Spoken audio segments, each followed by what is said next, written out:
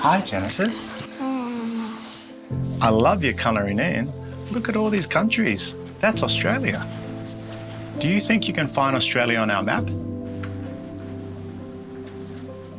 Ah, good work. What's that country? That is Papua New Guinea. Now, do you know what makes that country really special?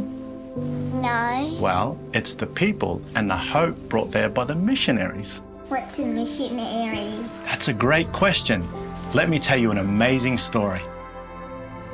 Papua New Guinea is a country of many islands, rugged mountains, winding rivers, and incredible people.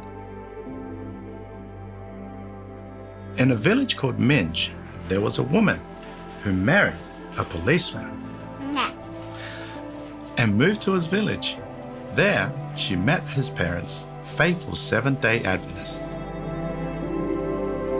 With her baby nestled in a bilum, she trekked through the highlands, spreading the gospel. Soon, other women joined her, using picture rolls to tell stories of hope. They crossed rivers and walked for miles, driven by their faith and mission. That sounds tough. Did it work? Oh, it did work. And what happened next was simply incredible. This year, the story came full circle. Minge, the very village where one woman once carried the gospel on foot, became the center of one of the largest evangelistic events Papua New Guinea has ever seen, PNG for Christ. Over 2,000 sites hosted nightly gatherings where tens of thousands came to hear about Jesus. But it wasn't just about preaching. Before the meetings even began, church members spent countless hours in prayer and found ways to serve their communities. Near Mount Hagen, the 10,000 Toes and Adventist World Radio Mega Health Clinic provided free medical care to thousands of people. Hundreds of volunteer doctors and nurses from around the world brought healing and hope. Every interaction became an opportunity to pray, offer spiritual guidance, and invite people to attend the evangelistic meetings. And the result? Over 300,000 people were baptized or made commitments to baptism. Entire communities experienced spiritual revival. This initiative showed the power of unity. Churches, institutions, and members working together for a single purpose, to share the love of Jesus.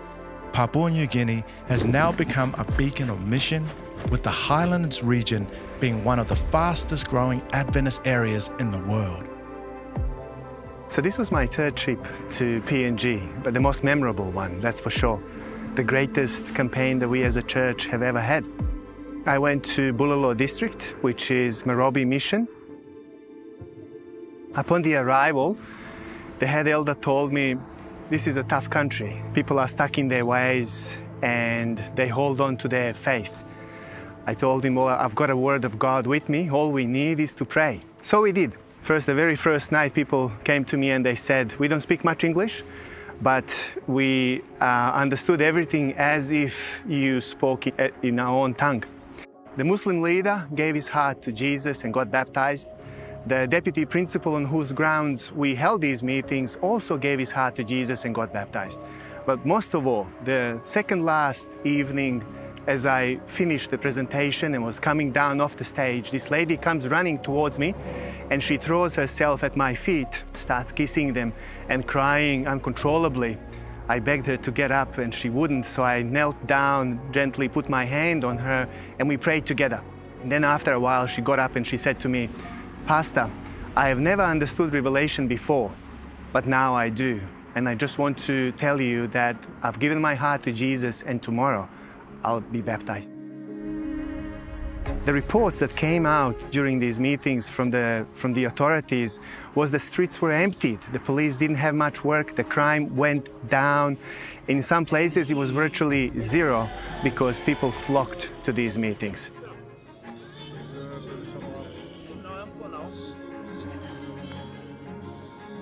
I got baptized at the end of the program, and my family's study of the Bible is more effective now. I understand the Bible more, and can explain to my children. My children are very attentive at the house and at the church with the study.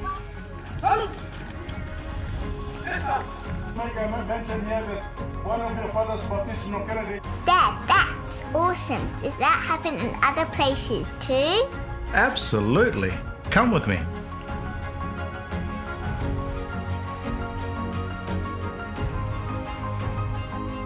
You see this tiny seed? Even though it's small, but given time, it will grow into something big. That's exactly what's happening in New Caledonia. Churches are being planted and faith is taking root, even in the midst of political turmoil. God's work doesn't stop, no matter what the challenge is. New Caledonia for Christ and Tonga for Christ are some of the other programs that have changed the lives of many people as they have got to know Jesus. The initiative to start the church plant in Tomo resulted out of a crisis. At the time, we were training some lay leaders to help them get out of the crisis. And there was a person of peace in Tomo who opened his house. And as a church, we realized that we had to get out of our comfort zone if we wanted to minister properly to the people and reach out to them where they were. And our Bible studies were going to be validated not by how we preached, but by how we lived our lives. Par la grâce de Dieu, avec la famille, nous sommes heureux de pouvoir faire cette campagne ici en Calédonie, surtout de la côte est du nord de la Calédonie qui est vierge, qu'il n'y a pas d'adventistes ici. Après est venu par les moments difficiles comme le Covid et tout ça. Mais Dieu ne nous a pas abandonnés, aussi bien avec les intéressés. Et on a continué jusqu'à ce programme de Christ pour le Nord qui est venu. Et nous avons eu beaucoup d'intéressés qui sont venus écouter la parole de Dieu. Et avec Frédéric, en voyant tout ce monde venir nous voir et pour cette mission, alors l'engagement où on s'est donné, c'est de se donner encore pour le Christ, de se donner pleinement dans cette mission, de vraiment gagner le Christ pour cette côte de la côte Est, ici à Touo, Yengyen et Poidigny. There's now a growing movement in New Caledonia to open homes for Bible studies, creating warm and welcoming spaces to nurture faith and share the gospel. The global I Will Go movement has ignited a passion for mission, inspiring a new generation to step out in faith. This movement is alive in so many areas. Through media outreach, Faith FM and Hope Channel are reaching hundreds of thousands of people who may have never stepped inside a church but are now hearing messages of hope. Here at the Breakfast Show, we received a text message recently from a lady that told us that only 5 months ago they seen a Faith FM sign as they were driving as a family, and they thought, wow, let's tune into that. And so they tuned in, not knowing what to expect, and soon they discovered that we were saying everything that they had believed in and agreed, and that they didn't think anybody else believed in or taught. So they became very much into the radio station, were listening constantly, and now they are attending an Adventist church. They've gone through a prophecy seminar. The husband is attending a Bible study weekly, and they are in love with the message. In our schools, young minds are being shaped with values that will guide them for a lifetime, helping students grow in faith, develop Christ-like characters, and discover their purpose to make a lasting impact in their communities and beyond. Across the Pacific, we're taking a stand against diabetes through the 10,000 Toes campaign, bringing health and hope to communities. We now have 220 wellness hubs and about 6,000 ambassadors. We're out there impacting the various communities, Indian community, Rotuman, and all the different ethnic communities. And we have many impact stories that we would be here the whole day sharing these impact stories. But one thing is very, very common in that we have saved limbs and saved lives. And when disasters strike, ADRA is there, preparing communities in Vanuatu and Fiji, ensuring they're ready to help when times get tough. Through the funding that's provided by the South Pacific Division, trying to have the church to be disaster ready. The church members are heavily involved in this program, and they are the ones that carry out the activities, building and trying to have their church be disaster ready, coming up with their own funds as well in trying to retrofit their church, trying to meet the requirements to operate as an evacuation center. Wow, Dad, that's amazing. It's like everyone working together to help. That's true, and so much more. Mission is woven into the very heart of our institutions too. Sanitarium Health Food Company is a great example. Their schools' breakfast programs in Australia and New Zealand are giving many children the best possible start to their day. Sanitarium's impact goes even further. It's helping to fight hunger by donating thousands of food products to community pantries, ensuring that people who are struggling to put food on the table receive the support they need. In healthcare, the Sydney Adventist Hospital, affectionately known as the SAN, is about more than just medical treatment. Its chaplains bring faith and reassurance, helping people find strength in Jesus through life's toughest moments. Education is also a mission. Avondale University and Pacific Adventist University are shaping the next generation of missional leaders, equipping them with knowledge, faith, and purpose to transform their communities and the world. But mission isn't just local.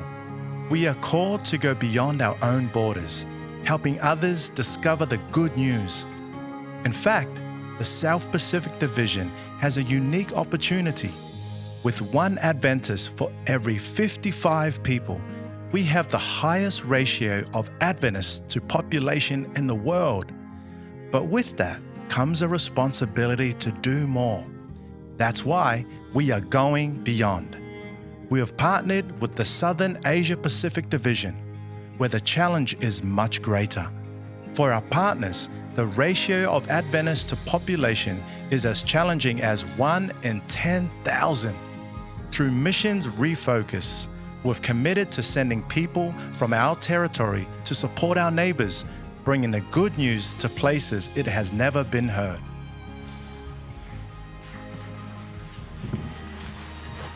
Wow, Dad, that's awesome. I want to be a missionary when I grow up. Well, you don't have to wait until you're older. You can share Jesus with your friends right now. I will, Dad. I will go and tell them about Jesus. That's awesome. From Australia to French Polynesia, Papua New Guinea to the islands of the Pacific and beyond, the mission is alive and thriving. Together, we are answering the call to bring hope to the world. I will go. Will you?